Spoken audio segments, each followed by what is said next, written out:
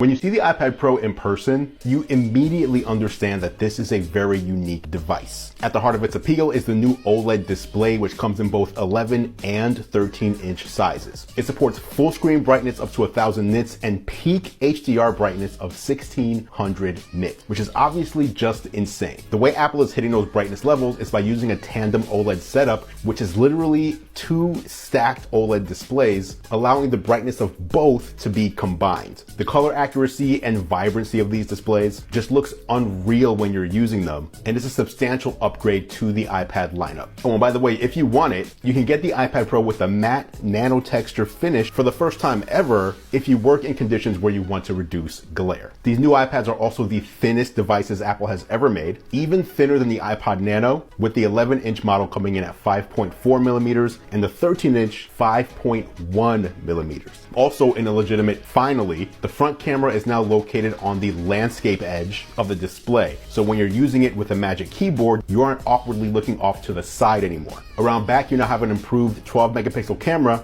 but the ultra wide is now gone. Powering the iPad Pro is the new M4 chip, which was designed specifically to leverage the ultra thin enclosure and high performance needs of that OLED display. Again, remember, it's pushing two full resolution OLED displays at once. So this chip not only enhances graphical performance thanks to a new display driver that was required to drive that tandem OLED, but it also ensures that energy consumption is kept to a minimum, balancing power and efficiency. And when it comes to power, it's 50% faster than the outgoing M2 iPad Pro, and it can also deliver the same performance using half the power. The base storage for both models is now 256 gigabytes, and they come in silver and space black.